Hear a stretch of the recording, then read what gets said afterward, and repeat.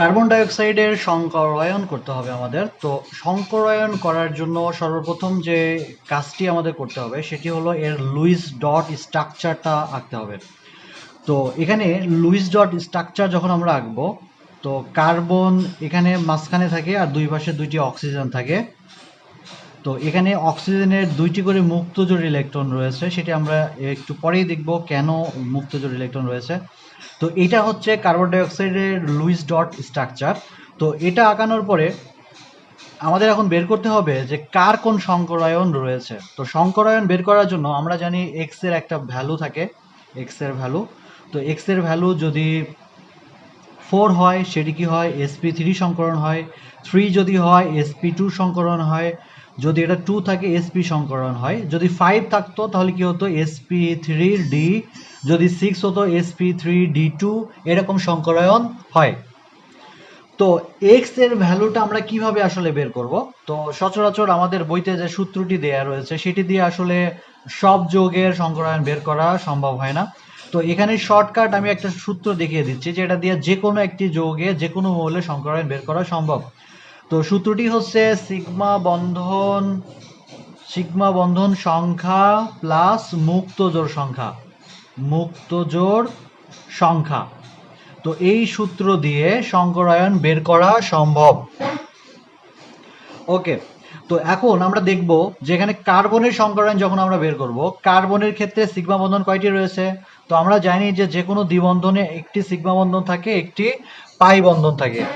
তো কার্বনের এই পাশে তাহলে একটি সিগমা বন্ধন রয়েছে, একটি পাই বন্ধন রয়েছে, এই পাশে একটি সিগমা একটি পাই, তার মানে কার্বনের ক্ষেত্রে সিগমা বন্ধন রয়েছে দুইটা। এখন আমরা কার্বনের যখন ইলেকট্রন বিন্যাস করব, কার্বন 6 ইলেকট্রন বিন্যাস আমরা যখন করব 1s2 2s1 2px 2py 2pz।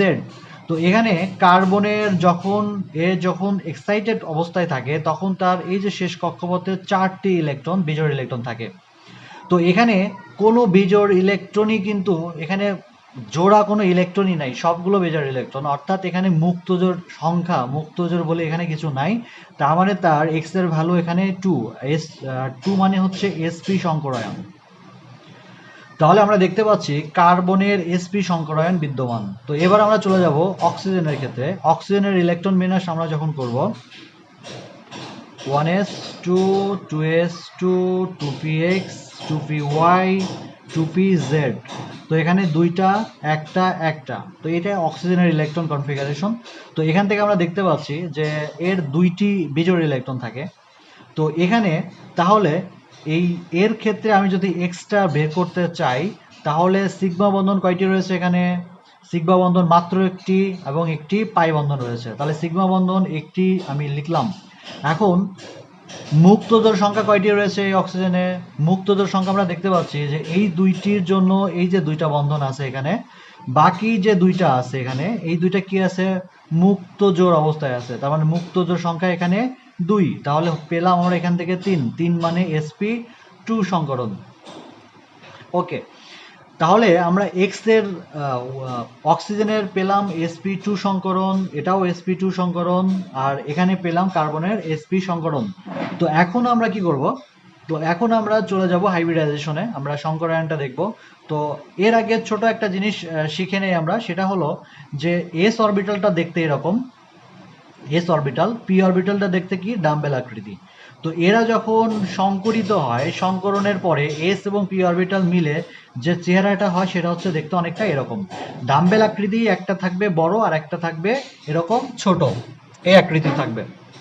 ওকে, এরপর আমি দেখি যে কার্বনের ক্ষেত্রে sp সংকরণ বিদ্যমান। তো এই যে কার্বন, এর মধ্যে কি আছে? sp সংকরণ, একটা s অরবিটাল আর একটা p অরবিটাল বিদ্যমান। অর্থাৎ sp সংকরণের জন্য আমার এই দুইটা লাগছে, বাকি এই দুইটা অরবিটাল অসংকরিত অবস্থায় থেকে যাবে।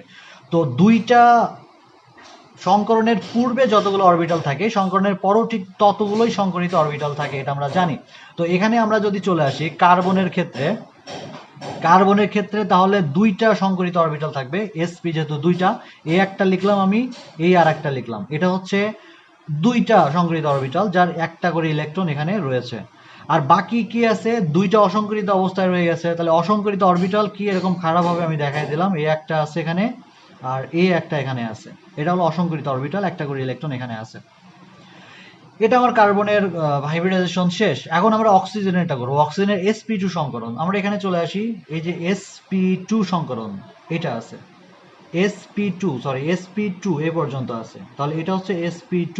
এখানে অসংকরিত অরবিটাল তাহলে একটা আছে, তার মানে অক্সিজেনের ক্ষেত্রে অসংকরিত অরবিটাল একটি রয়েছে। তাহলে এখান থেকে আমরা সংকরিত অরবিটাল, এখানে যেহেতু এখানে তিনটা আছে, তার মানে সংকরণের পরেও তিনটাই পাওয়া যাবে। সো এই একটা, দুইটা, তিনটা, আমরা তিনটা পেলাম সংকরিত অরবিটাল। তো এখানে একটা ইলেকট্রন ছিল, দিলাম, এখানে একটা আছে, এখানে একটা আছে, এটাও সংকরিত অরবিটাল আছে তিনটা। তো এখন দেখো এর ক্ষেত্রে এর মধ্যে একটা ছিল মাত্র বিজোড় ইলেকট্রন, এই যে একটা বিজোড় ইলেকট্রন এখানে দিয়ে দিলাম, বাকি একটা দুইটা কিন্তু জোড় ইলেকট্রন, দুইটা করে ইলেকট্রন রয়েছে। তার মানে বাকি যে দুইটা সংকরিত অরবিটাল, এখানে কিন্তু জোড়া দুইটা করে ইলেকট্রন রয়েছে, এখানে একটা ইলেকট্রন হবে না, এখানে দুইটা করে ইলেকট্রন আছে। আর একটা অসংকরিত অরবিটাল রয়েছে, সেটা আমরা এইভাবে দিয়ে দিলাম, এটা হচ্ছে অসংকরিত অরবিটাল এখানে রয়েছে, এটা হচ্ছে আমার অক্সিজেন। তো এই পাশে যে অক্সিজেনটা রয়েছে সেটি এবং এটির মধ্যে কোনো পার্থক্য নয়, একই জিনিস। তো আমরা একইভাবে করি। তো এটা হচ্ছে একটা, এটা হচ্ছে আর একটা, তো এইটা হচ্ছে আর একটা, তিনটা হয়ে গেল। তার মধ্যে এটা কি আছে, জোড়া ইলেকট্রন রয়েছে। আর অসংকরিত অরবিটাল কয়টা থাকবে, একটা থাকবে অসংকরিত অরবিটাল। তো এখন অসংকরিত অরবিটাল, অসংকরিত অরবিটাল এদের মধ্যে কি হয়, পাই বন্ধন গঠিত হয়। এই যে এইটার সাথে এইটা পাই বন্ধন গঠিত হলো, আবার এইটার সাথে এইটা, এটার সাথে এইটা পাই বন্ধন গঠিত হলো। তো এটাই হলো আমাদের কার্বন ডাইঅক্সাইডের হাইব্রিডাইজেশন।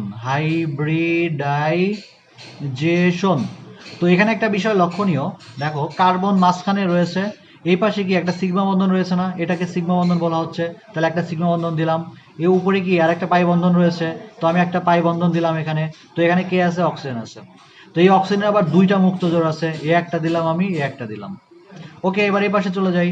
তো এই পারে আরেকটা ইলেকট্রন ছিল এই পাশে, তো এই পাশে একটা সিগমা বন্ধন রয়েছে, একটা সিগমা বন্ধন দিলাম, উপরে একটা পাই বন্ধন রয়েছে, আর একটা পাই বন্ধন দিলাম। তো এই পাশে কি আছে, অক্সিজেন আছে, লিখলাম। তো এর আবার কি আছে, দুইটা মুক্ত জোড় ইলেকট্রন আছে, এ একটা, এ একটা। এই হচ্ছে আমাদের সেই লুইস ডট স্ট্রাকচার, যেটা কার্বন ডাইঅক্সাইডের ক্ষেত্রে লুইস ডট স্ট্রাকচার হয়। তো ওভারঅল কার্বন ডাইঅক্সাইডের মধ্যে সিগমা বন্ধন টোটাল কতগুলো আছে, সিগমা বন্ধন আছে কয়টা, এই একটা, দুইটা। তাহলে এই দুইটা রয়েছে আমাদের সিগমা বন্ধন।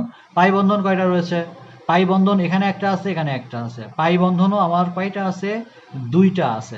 তাহলে টোটাল মুক্ত জোড় কয়টা আছে, মুক্ত জোড় সংখ্যা, মুক্ত জোড় সংখ্যা রয়েছে কয়টা, একটা, দুইটা, তিনটা, চারটা, চারটা মুক্ত জোড় সংখ্যা রয়েছে। এবং মুক্ত জোড় ইলেকট্রন যদি বলে, মুক্ত জোড় ইলেকট্রন সংখ্যা তাহলে কি হবে, মুক্ত জোড় ইলেকট্রন সংখ্যা তাহলে কত হবে, 4 গুণন 2, 8টা। তো এই হচ্ছে কার্বন ডাইঅক্সাইডের সংকরায়ন।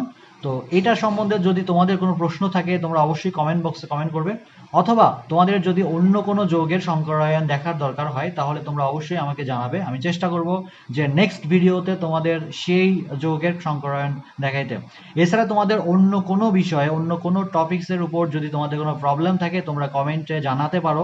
তো আমি চেষ্টা করব প্রত্যেকটা প্রবলেম তোমাদের একদম ধরে ধরে একদম শেখাইতে, একদম সরাসরি থেকে, একদম মানে কিছুই নাই, কিছুই জানো না, সেখান থেকে প্রো লেভেলে তোমাদেরকে নিয়ে যাওয়ার চেষ্টা করব। তো আজকে সবাই ভালো থাকো, নেক্সট দিন আবার হয়তো বা কোনো ভিডিও নিয়ে দেখা হবে। আল্লাহ হাফেজ।